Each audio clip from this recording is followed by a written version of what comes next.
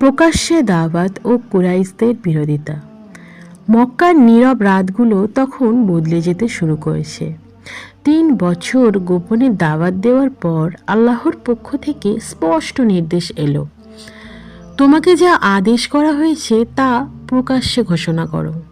সূরা আল হিজরের 94 নম্বর আয়াত। এই আদেশে সঙ্গে সঙ্গে নবীজি সাল্লাল্লাহু আলাইহি সাল্লাম আর দেরি করলেন না।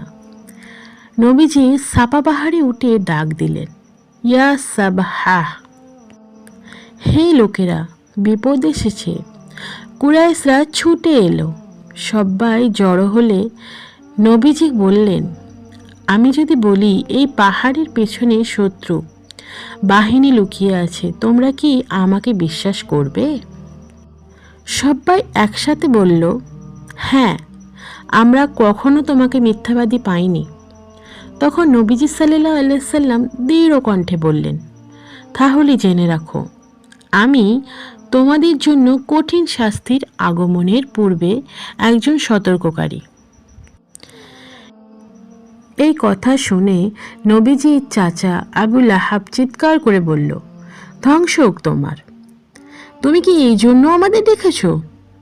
এই ঘটনার পরে নাজিল হয় তাব্বাত ইয়াদা আবিল লাহাব, সূরা লাহাব। সেদিন থেকে শুরু হলো প্রকাশ্যে বিরোধিতা, অপমান ও নির্যাতন। যারা দুর্বল ছিল তাদের উপর নেমে এলো নির্মম অত্যাচার।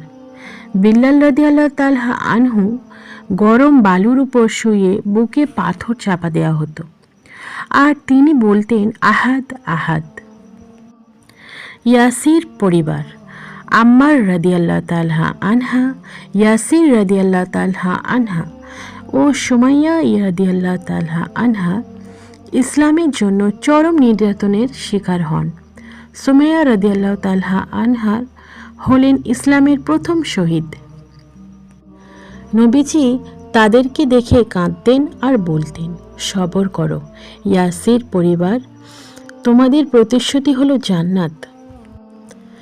নবীজির অবিচল ধৈর্য। কুরাইশরা নানা প্রলোভন দিল, সম্পদের, ক্ষমতার এবং নেতৃত্বের, কিন্তু নবীজি সাল্লাল্লাহু আলাইহি সাল্লাম স্পষ্ট বললেন, যদি তারা আমার ডান হাতে সূর্য আর বাম হাতে চাঁদও এনে দেয়, তবু আমি এই দাওয়াত ছেড়ে দেব না। তাহলে আমরা এই পর্বটি থেকে কি শিক্ষা নিলাম? সত্যের পথে চললে বিরোধিতা আসবেই।